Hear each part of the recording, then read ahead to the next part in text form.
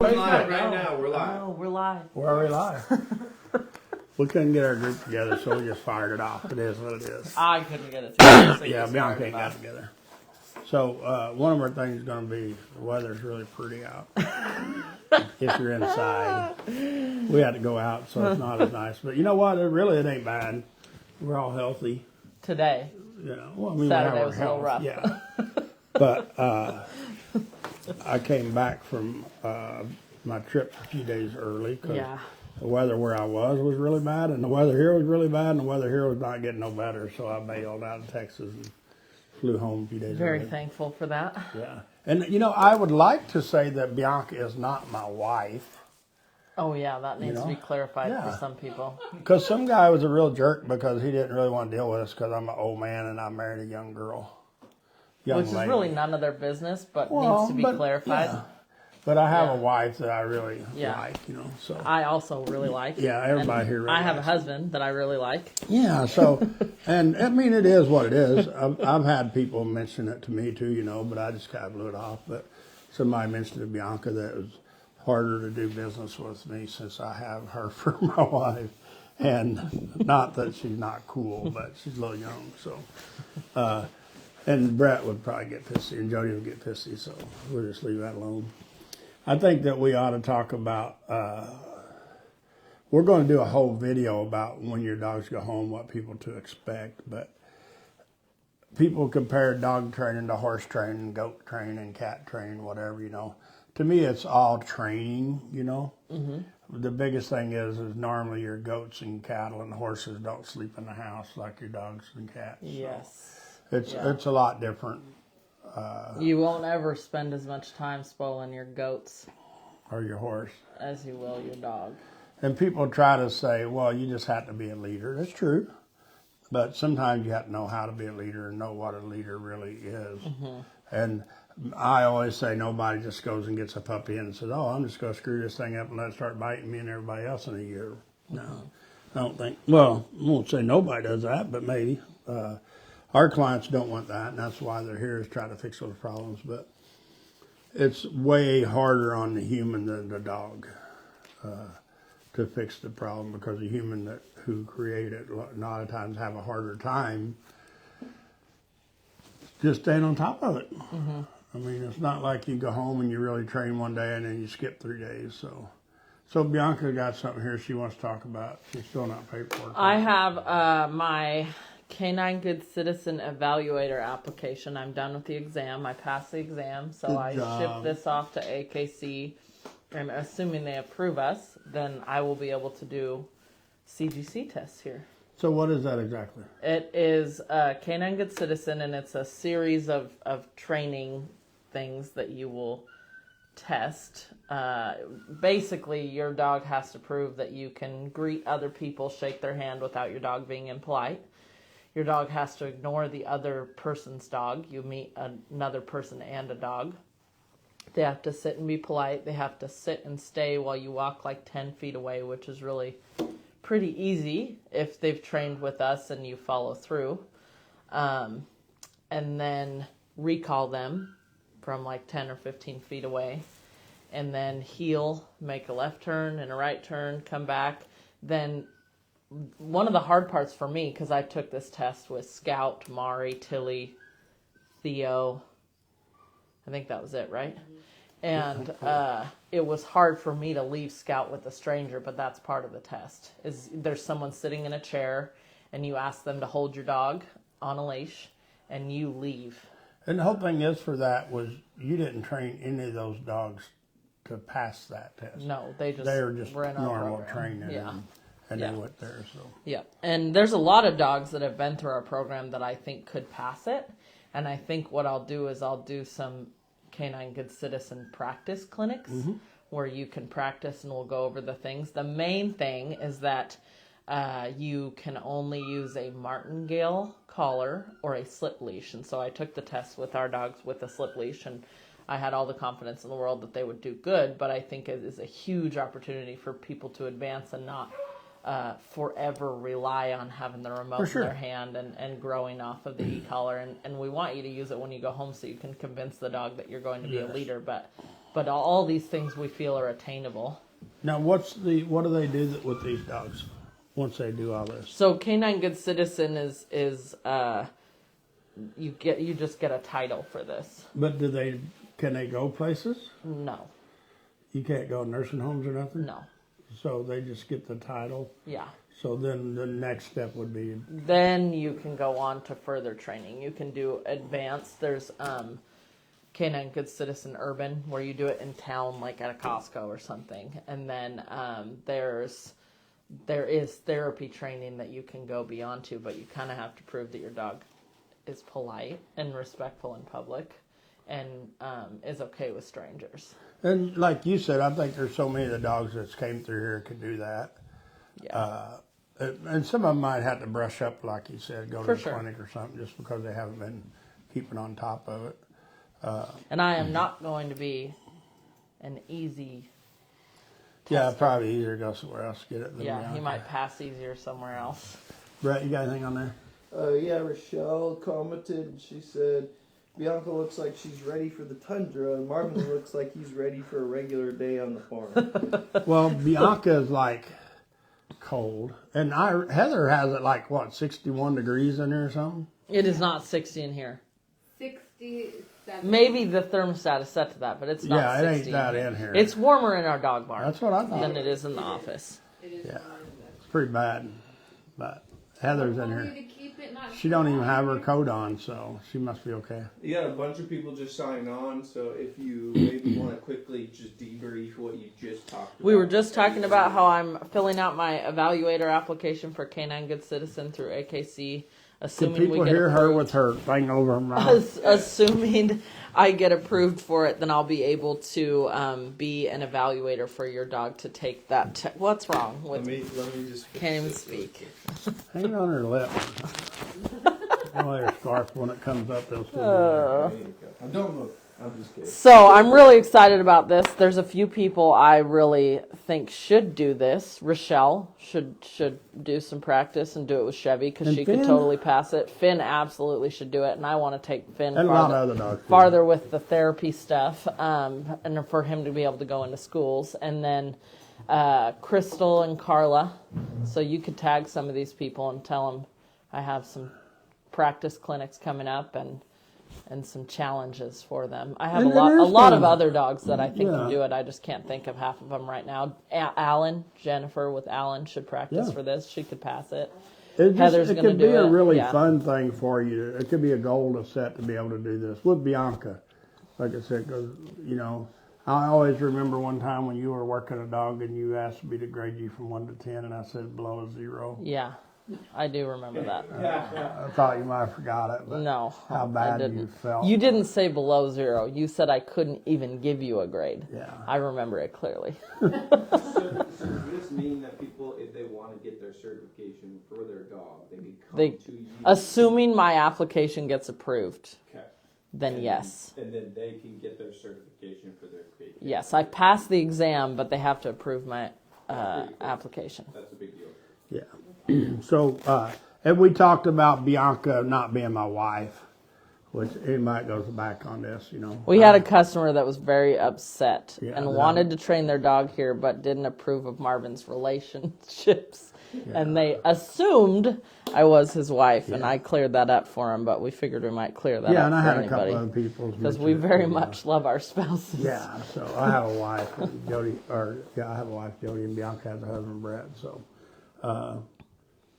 but I think that for me, always, I like to see people train on their dogs to be better, and the owner be a better handler, And I was talking to someone the other day about rodeo people's dogs. It might even been you. Bianca. We were talking about it with somebody. I don't remember who. But it's like how them dogs are, they just don't get in much trouble. No, we were at the cutting, Yeah, in Fort Worth. the National Cutting Association event in Fort Worth, Texas, and we're in the middle of Fort Worth, and this area is like kind of a gated community, but certainly plenty of areas that a dog could escape. And there were dogs everywhere, off leash, no e-collars, no prong collars, and they just followed their handler. And some of them were 30 feet back, you know, stopping and saying hi to someone on occasion, but no dogs jumping on people, no dogs running and being crazy, no dog fights, just dogs happy to chill out with their owners and follow them around. But I assure you that they respect their handlers. And them dogs probably ride in the front seat of the truck. They probably sleep on the They bed, probably get cheeseburgers at the McDonald's drive-thru. Yeah. The whole thing, you know, but they just respect their leader, their owner, you know. And but I think that, and it's all different, you know. There's a lot of city dogs that do just as well, too, you know. It's just a matter of training them. And a lot of the farm country dogs, not all of them, because we get a lot of them in here to train, you know. But a lot of the cowboys dogs, they just expect that, and they work with it, and they get that, you know. So anybody can do it. It's just a matter of how. And some of those dogs, granted you, they're not as good as some of the dogs we train. You know. They probably don't heel perfectly. Yeah, they'll still steal your cheeseburger if you lay it down, walk off, you know, or something like that. But they might jump on your bed without permission. But I think they mostly stay out of trouble and are polite. Yeah.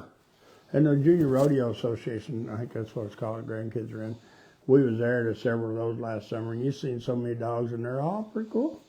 So it's fun to see the different type of dogs with different types of handlers and people and different lifestyles, you know. But a lot of these dogs aren't cooped up in the house either. They're out running around the farm and stuff. So, Brett, you got anything you want to add? You got anything on there? Pam Harrison says, "Hey guys." Hey. Hi. How are you doing? The shelter would be somebody good to tell She's about probably that, too. snowed in. Who? Pam. You know, it would be so fun to see. We could get Jolie to do this. Where's Jolie at? The shelter. Oh, she there now? Yeah. Yeah. I'll get her to go through it. To do the And Canine then, Good Citizen. Yeah. Dennis Paulson said, "Hey guys, we love your live sessions. We hope Gus is doing great, and we can't wait to see him." Hey, we just called you. When do you want to Yeah, I come? told him, hopefully Thursday if we can get you up here. Yeah. And we might even meet you in town if the roads up here are bad.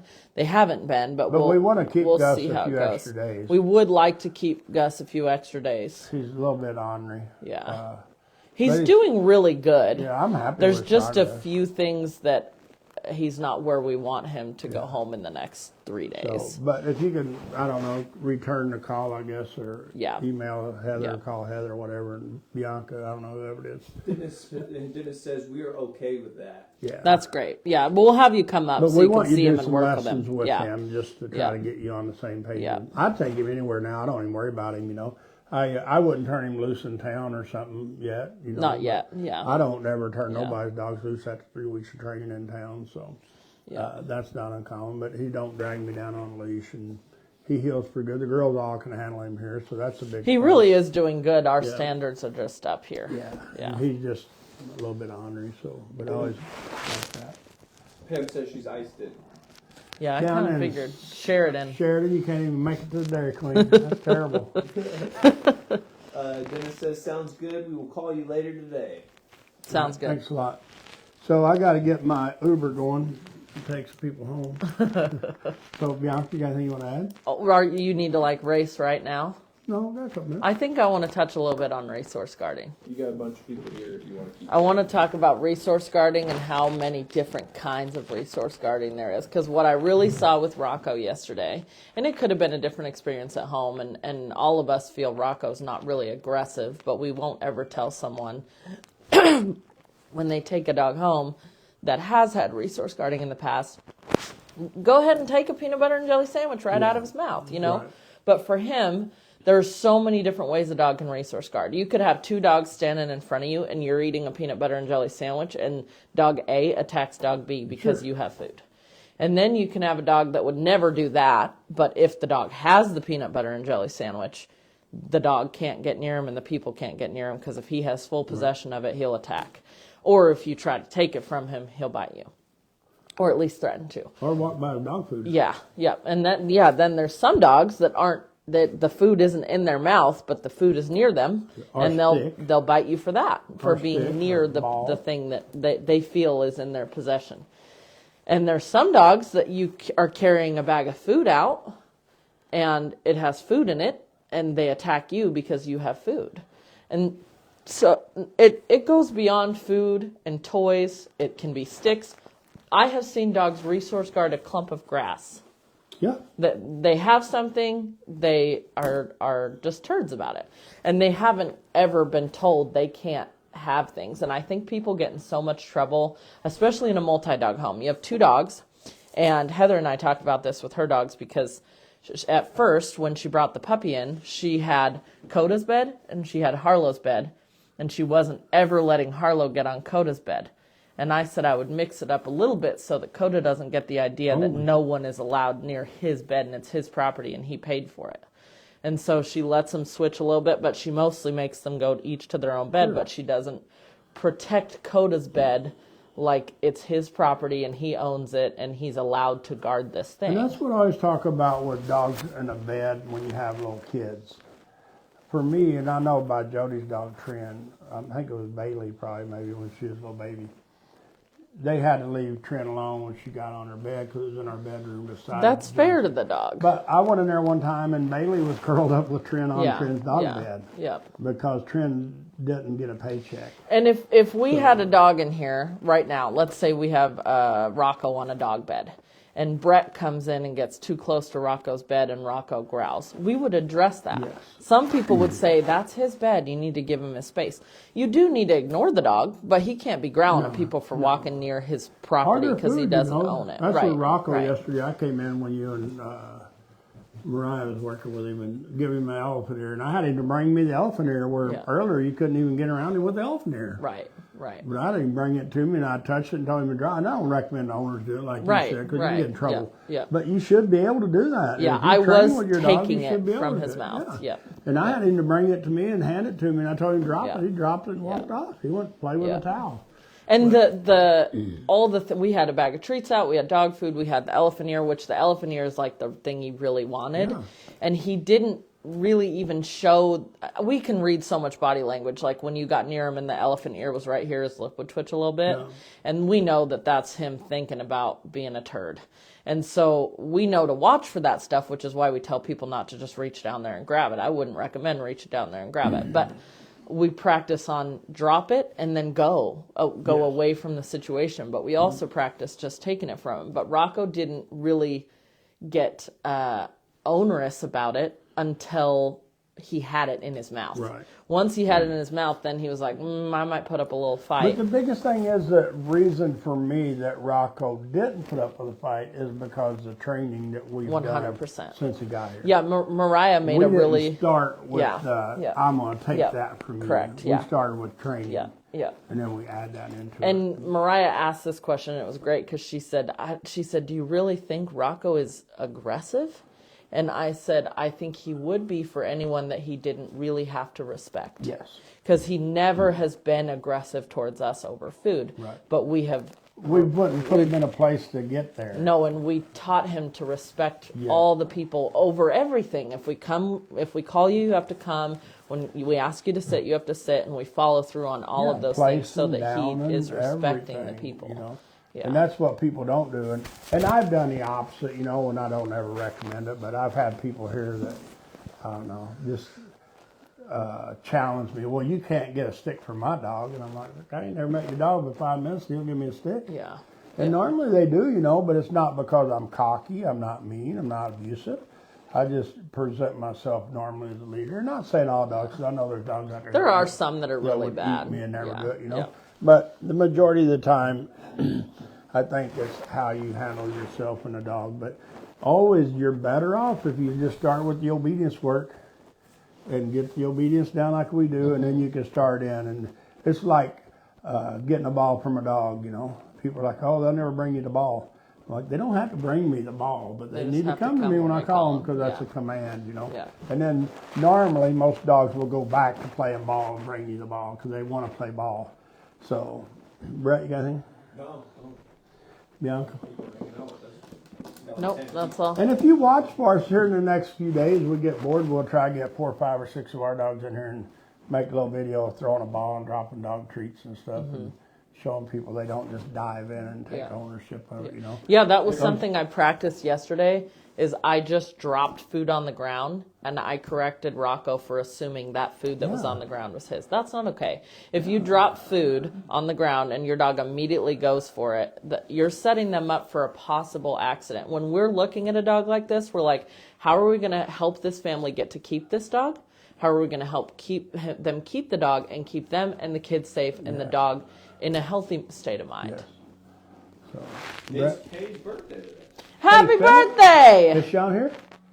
No, I just saw a post from. Happy birthday, Kay. We'll text you. If you don't know If Kay, you were here training she dogs. is like one of our superheroes up here. If We you were here training love dogs Kay. right now with us in the warm weather, we would tell you in person. Yeah, this is not her kind of weather. No, she's been up at home. No, you know where she is? Where? Shelter. Oh, I'm sure. Because Pam yeah. ain't there. Yeah, that's true. So. Yeah, she's probably working her ass off right now. Yeah.